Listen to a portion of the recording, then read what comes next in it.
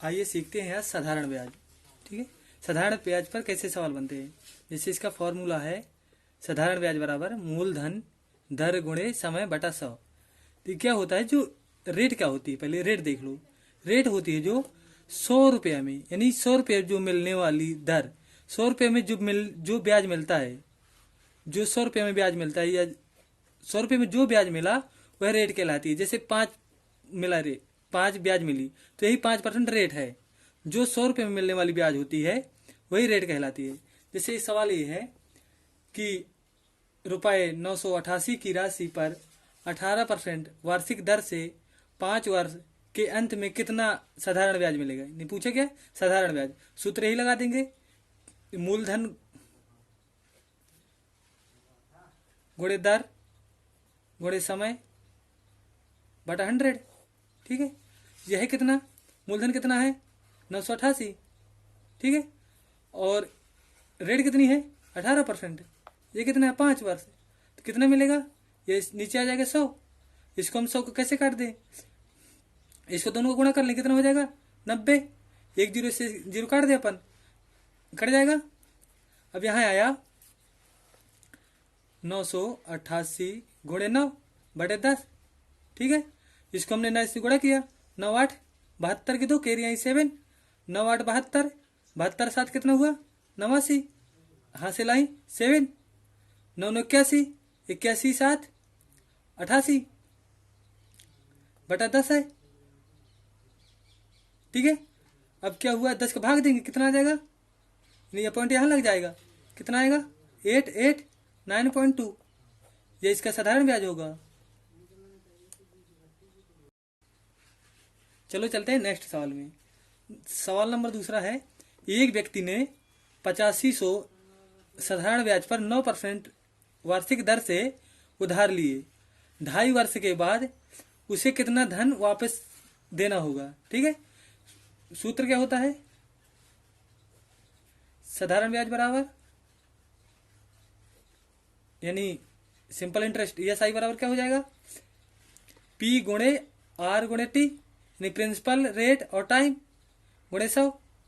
Principal कितना है 8500, rate कितनी है 9%, टाइम कितना है 2 सही 1/2, यानी 5/2 लिखते हैं, इसको लिख सकते हैं, बटा कितना आ जाएगा 100।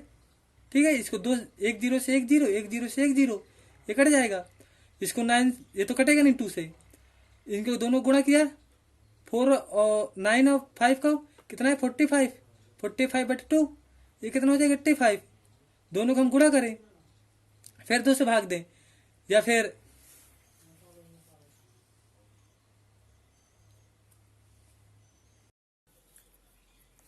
ठीक है इसको गुणा कर लें, इसको ऐसे लिख लें अपन 45 85, इनको गुणा कर लें, इसको इसका गुणा किया कितना आया 5 आया, दोनों किया ना तो 25 और 2 कैरी आया।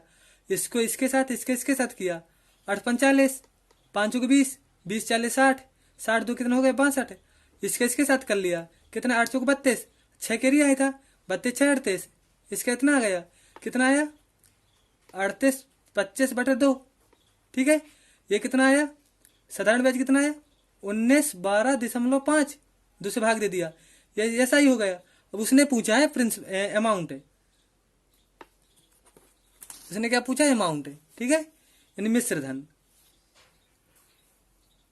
कितना आ जाएगा 8500 प्लस 1912.5, जोड़ दिया कितना होगा 5 आ जाएगा, ये 2 आ जाएगा, ये 1 आ जाएगा, ये 5 और 9 5 14 की 4 करिए कहीं हासिल 1 8 9 1 10, इतना इसका आंसर आ जाएगा, ये अमाउंट हो जाएगा मिश्र धन। ठीक है, रेडी। ये सवाल है, कम से कम कितने वर्षों में 2600 का, यानी 2600 का 6 सही 2/3 वार्षिक दर से साधारण ब्याज पूरे रुपए में होगा। इन द सेंस वो पॉइंट में नहीं होना चाहिए, इसका मतलब है पॉइंट में नहीं होना चाहिए। वही सूत्र क्या होता है, P गुणे R गुणे T।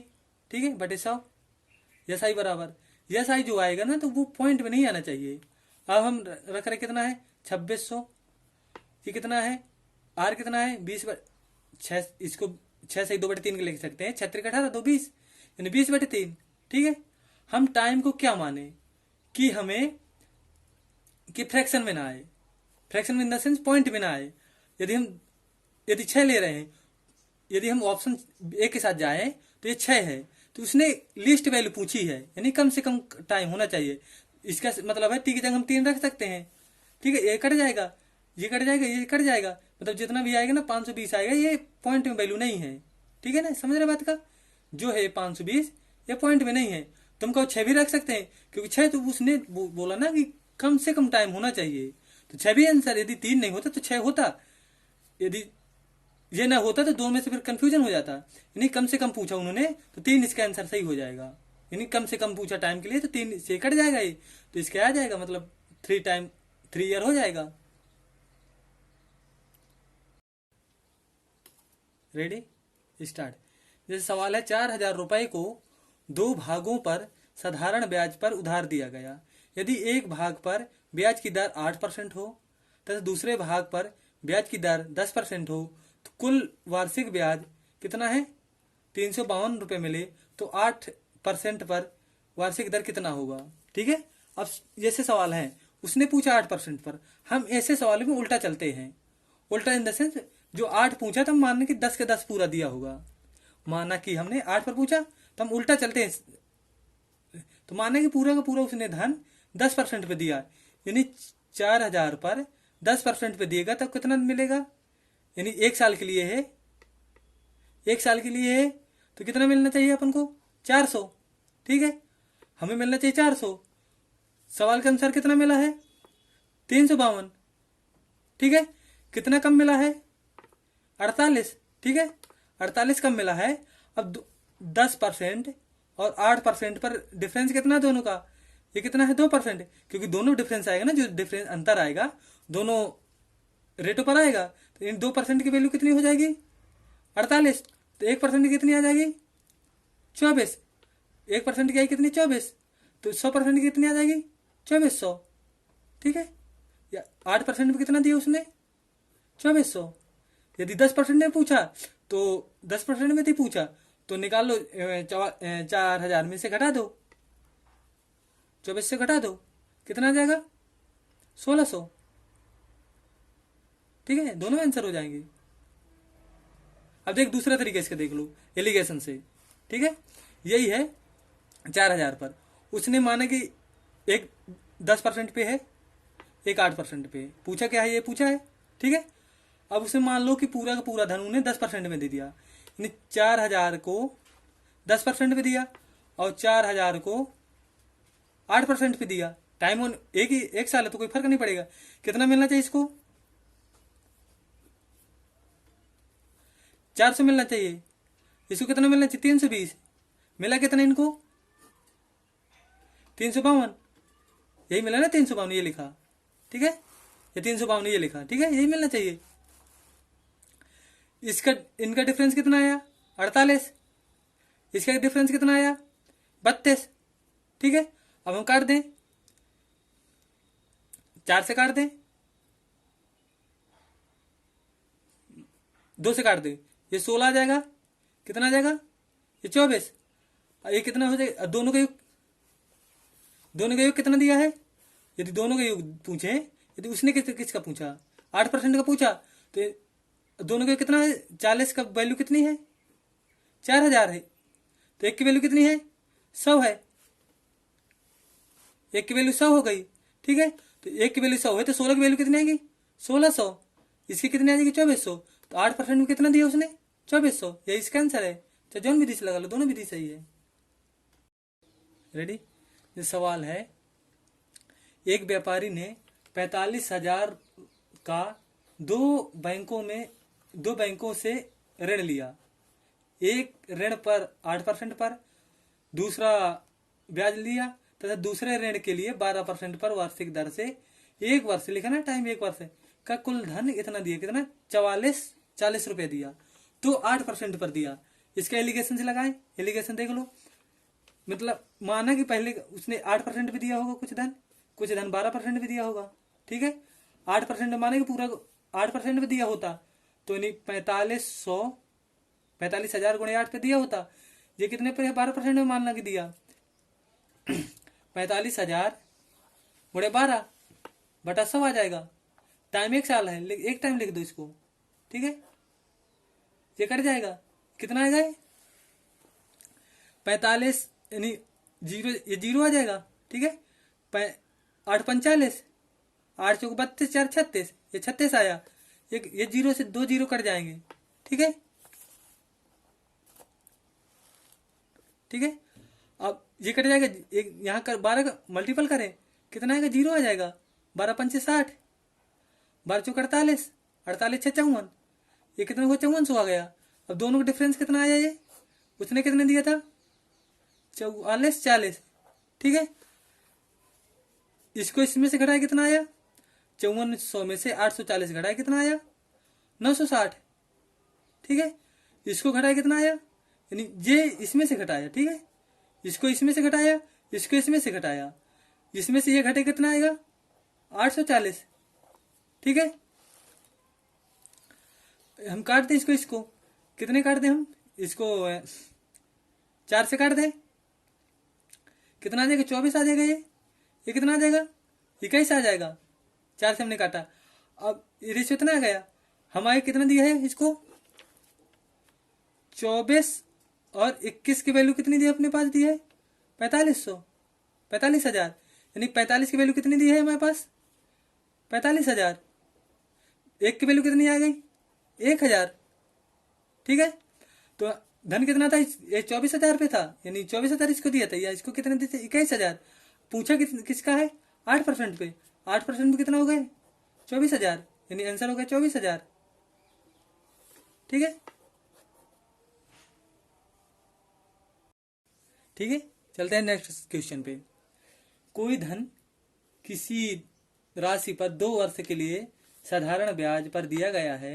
यदि ब्याज की दर 3% यानी 3% अधिक होती तो 108 रुपये ब्याज अधिक मिलता, यानी मूलधन इतना है और R% इतना है, टी टाइम लग रहा है, तो हमें कुछ रुपये ब्याज मिल रहा है, यानी 108 रुपये ब्याज मिल रहा है, ठीक है, 108 रुपये मिल रहा है। अब यही है, यदि टाइम 2 वर्ष हो गया और ब्याज कितनी 3% अधिक होती तो 108 रुपये अधिक मिलती।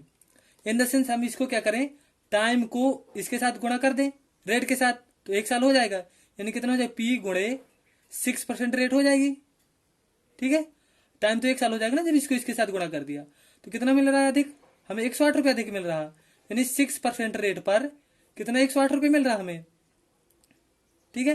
तो 1% पे कितना मिलेगा, कितना मिलेगा 18, 1% में मिलेगा कितना 18, तो हमें 100% में कितना मिलेगा 1800, इसका ये आंसर है। फिर से एक बार देखो, यदि नहीं इससे देखो, यदि R3 है टाइम 2 है तो हम टाइम को इसके साथ रेट के साथ गुणा कर सकते हैं P के साथ, तो हमें अतिरिक्त कितना ब्याज मिला 108 रुपया। तो हम इसको टाइम को रेट के साथ गुणा कर दें तो टाइम तो हमारा 1 साल हो जाएगा, रेट कितनी हो जाएगी 6%, ठीक है। 6% की वैल्यू कितनी हो गई 108 रुपया, 1% कितनी आई 18, ठीक है। तो 100% कितनी हो गई 1800, ये इसका आंसर है 1800। मूलधन कितना आया P बराबर आया 1800, यही पूछा मूलधन, ठीक है। चलते हैं नेक्स्ट सवाल में।